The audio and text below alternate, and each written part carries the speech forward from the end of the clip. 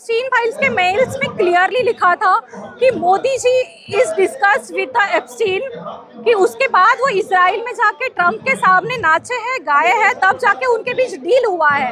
It means इन्होंने कहीं ना कहीं कॉम्प्रोमाइज किया है, देश के पंतप्रधान की गनीमा पूरी मिट्टी में मिला दी है। इसलिए हम कहते हैं कि पीएम ने कॉम्प्रोमाइज किया और इसीलिए आज का घेराव है, इसीलिए हम प्रधानमंत्री आवास घेराव कर रहे हैं। तो एक महिला होने के नाते कैसे देख रही हैं आपके प्रधानमंत्री का नाम है? एक महिला होने के नाते इसी बात का दुख है कि आज जब मैं बाहर जाती हूँ तो हमारे देश के पीएम का नाम अगर एप्स्टीन फाइल जैसे विकृत लोगों के साथ लिया जाता है तो हमें बहुत शर्म आ रही है और शर्म से हम झुकना नहीं चाहते हैं। कहीं ना कहीं इस चीजों को रोकना चाहिए और तभी रोका जा सकता है जिस दिन ये प्रधानमंत्री अपनी कुर्सी छोड़ेगा, जिस दिन ये प्रधानमंत्री इस्तीफा देंगे। तो लेकिन मोदी जी को बदनाम कर रहे हैं आप लोग। किस तरीके से बदनाम कर रहे हैं बताइए? से जोड़ रहे हैं, कॉम्प्रोमाइज बता रहे हैं। हमने नहीं जोड़ा, मेल हमने नहीं दिया, मेल एप्स्टीन फाइल में आया है, मेल हमने नहीं लिखा है, तो क्लियरली बात है। बढ़ावा तो दे रहे हैं आप यार बढ़ावा मतलब जो विकृत इंसान के साथ अगर देश के पंतप्रधान का नाम जोड़ा जाता है तो उसके खिलाफ सवाल पूछना नैतिकता नहीं है, प्राथमिकता नहीं है, फ्रीडम ऑफ स्पीच है ना। सवाल कर रहे हैं, जवाब नहीं मिल रहा है। वो तो नारी सम्मान नारी शक्ति की बात करते हैं। कहाँ था उन्नाव के समय, हाथरस के समय कहाँ था? जब रेसलर दिल्ली में आंदोलन कर रही थी तब नारी शक्ति कहाँ पे थी बताओ? कहाँ थी? जवाब देने आते हैं तो फिर महिला सांसद उनको आने नहीं देती है। महिला सांसद सिर्फ और सिर्फ निदर्शन करने के लिए खड़ी थी और बवाल बना दिया कि देश के पंतप्रधान की जान को खतरा है। आप मुझे बताओ, अगर विरोधी पक्ष संसद में खड़े रह के सवाल पूछता है तो इसका मतलब जान लेना हमला कैसे हो सकता है? आप पुराने फुटेज निकालो, पीएम जब मनमोहन सिंह थे, नेहरू जी थे, राजीव जी थे, इंदिरा गांधी जी थे, तब विपक्ष बात रखता था, वो डट के खड़े रहते थे। बट मोदी जी कभी भी खड़े नहीं रहते हैं। इसका मतलब क्या निकाले आम जनता? क्या मोदी जी डर गए? मोदी जी डर गए, वो किताब से डर गए। मोदी जी डर लगता कहीं दांत ना काट ले।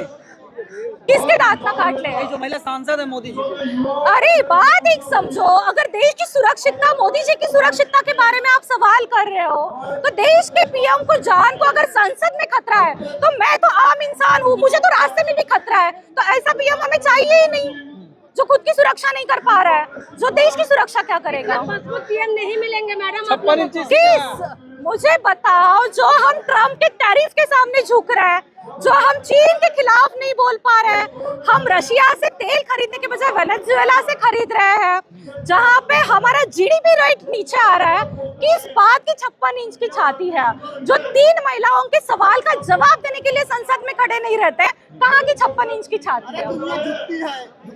तो झुकाने वाला आया है ना, इसलिए तो वो झुक गए। राहुल जी आ गए तो मोदी जी झुक गए, सीधी सी बात है। और देखो, जो पढ़ाई लिखाई करने वाला इंसान होता है उनको किताबों से डर नहीं लगता। ये ऐसे प्रधानमंत्री है जिनकी शिक्षा ही पूरी नहीं हुई है, तो एक किताब से डर लगना स्वाभाविक है। फर्जी किताब है। अरे जो देश के डिफेंस मुख्य थे मनोज नरवणे जी के बुक को आप फर्जी बोल रहे हो, तो इसका मतलब डिफेंस फर्जी है? तो अरे वही तो सवाल है, सरकार क्यों नहीं छपने दे रही है? क्योंकि तथ्हीन है। आप मतलब आप मीडिया और भारत सरकार डिफेंस के मुख्य को अगर आप तथ्यहीन कहते हो, फ्रॉड कहते हो, तो इस इंसान को आपने डिफेंस प्रमुख क्यों बनाया? क्यों बनाया, इसका सवाल हम जानते हैं। बताओ, जवाब है आपके पास? क्यों बनाया? वो इंसान अपना डिफेंस का मुख्य था। झूठा बयान। मनोज नरवणे जी अपने डिफेंस मुख्य नहीं थे? सवाल। दिलदार आदमी मोदी जी मान जाते हैं। अरे किस बात का मानते हैं? आओ फिर, राहुल जी ने स्पष्ट कहा था कि मैं इनको किताब देने वाला हूँ। किताब लेने के लिए तो आ जाते हैं, पढ़ना तो दूर की बात है, लेने के लिए तो आ जाते हैं। होने का खतरा था इसलिए नहीं आए। किस बात का हमला? पुरावा दे दो, किस बात का हमला था?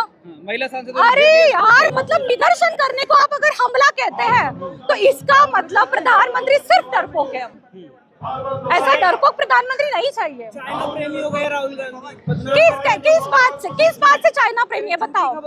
किस बात की झूठी खबर फैलाई? जी, चाइना तो आ गया है, जाओ अरुणाचल में जाए। सरकार नहीं मान रही है। अरे सरकार मान नहीं रही है, यही तो हम बोल रहे हैं। वही तो, देशद्रोही है। सुनो, लोकसभा का नियम रहता है कि पार्लियामेंट में पंतप्रधान के भाषण से संसदीय अधिवेशन समाप्त होता है। देश में पहली बार ऐसा हुआ है कि पीएम लोकसभा में भाषण देने के लिए नहीं आए, इसका मतलब देश के संविधान के नियमों को खुद पंतप्रधान कहीं ना कहीं अपने रास्ते से हटा रहे हैं। तो देश के विपक्ष को आवाज उठानी पड़ेगी, देश के विपक्ष को अभी सड़कों पे उतरना पड़ेगा। तो जाएंगे, घेरने जाएंगे पीएम आवास? देखो, एक ही सवाल है, पीएम कॉम्प्रोमाइज्ड है, एप्स्टीन फाइल्स में नाम आया है, दो ही अहम मुद्दे हैं, इसी पे बात करनी है। महिला की जो है आप लोगों को नोचने में बन रहे हैं, आगे बढ़ रहे हैं। आप बताइए ना, हर राज्य से ऐसा खबर आते हैं और उसके बाद आप कह रहे हैं, आप लगातार जो है प्रधानमंत्री जी का जिस तरीके से बातें आ रहे हैं, आप बताइए इंस्टीम फाइल्स में जब प्रधानमंत्री जी का नाम आया तुरंत ही मंत्री जी आके बोलने लग गए कि नहीं ये तो गलत है।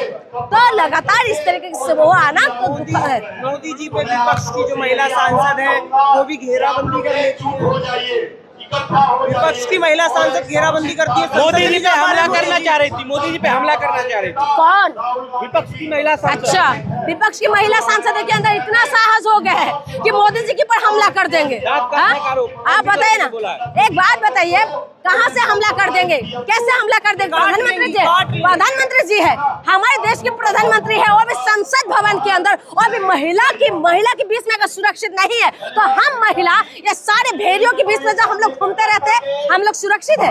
आए दिन महिला गायब हो रहा है देश के अंदर से, दिल्ली के अंदर से, मध्य प्रदेश के अंदर से, गुजरात के अंदर से आए दिन महिला गायब हो रहा है, लेकिन हम लोग सुरक्षित है। लेकिन प्रधानमंत्री जी देश की संसद भवन के अंदर जहाँ पर हाईटेक जो है सिक्योरिटी है, उसकी बात आपको लगता है कि प्रधानमंत्री सुरक्षित नहीं है? महिलाओं ने अगर सवाल उठाए तो आपको लगता है कि प्रधानमंत्री जी सुरक्षित नहीं है? क्यों बदनाम कर रही है भारत को आप लोग? मैं भारत मेरा आन बान और शान है, हम भारत के लिए जीते हैं और भारत के लिए हम कहाँ से बदनाम कर रहे हैं? कहाँ से बदनाम हो रहा है? कौन बदनाम कर रहे हैं? आप लोग कहाँ से खराब कर रहे हैं? कॉम्प्रोमाइज है पीएम, देखिए पोस्टर में क्या लिखा है। क्या कॉम्प्रोमाइज करा होगा ना? सीज फायर के लिए बार बार जो डोनाल्ड ट्रम्प मुंह फाड़ फाड़ के जो बोल रहे हैं कि हमारी वजह से सीज फायर हुआ है, हमारी वजह से सीज फायर हुआ है, मैंने बोला तब सीज फायर कर दिया, तो क्यों मोदी जी कुछ नहीं बोल पा रहे? आप बताइए ना, लगातार जो है आप किस तरीके से रातों रात ये लोग साइन कर देते हैं हर बिल पे, क्यों कर रहे हैं सर चीजें? क्यों नहीं कर पा रहे? क्यों इंदिरा गांधी के जैसे नहीं बन पा रहे? क्यों लाल बहादुर शास्त्री के जैसे नहीं कर पा रहे? क्यों मुंह तोड़ जवाब दे पा रहे थे? अटल बिहारी वाजपेयी जी थे ना जिन्होंने मुंह तोड़ जवाब दिया था। आप बताइए ना, ऐसा प्रधानमंत्री क्यों नहीं बन पा रहे? हमने तो 140 करोड़ जनता ने इसीलिए बनाया ना प्रधानमंत्री को कि हमारी जो है दुश्मनों के सामने खड़े हो जाएंगे, लेकिन प्रधानमंत्री से कुछ बोल ही नहीं पा रहे। उसके बाद कह रहे हैं कि हम लोग उनको बदनाम कर रहे हैं, हम बदनाम कर रहे हैं। कहाँ से बदनाम करते हुए नजर आ रहे हैं आपको? आप देखिए, आप खुद देख लीजिए, प्रधानमंत्री को इतना काम कर रहे हैं, इतना बिजी रह रहे हैं प्रधानमंत्री जी। डोनाल्ड ट्रम्प दुनिया के सबसे अच्छे मित्र में से एक है। डोनाल्ड ट्रम्प का भी पूरा जो है आप इंस्टीम फाइल्स ने सब कुछ दिखा दिया है, सबका मुखौटा खोल के दिखा दिया है, कौन कितना सच्चा है, कौन कितना खराब है।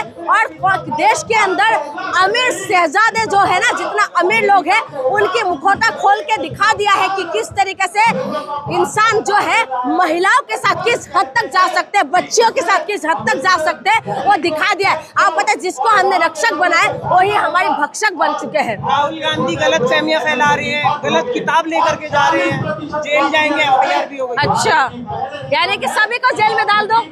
विपक्ष के जितना भी नेता है, ये लोग अगर किताब लेके चले जाते हैं, एक बात बताइए, ये लोग किताब लेके चले जाते हैं, ये लोग किताब की रेफरेंस दे के बोल सकते तो सही है। अगर राहुल गांधी ने कोई किताब की रेफरेंस दिया तो सही है।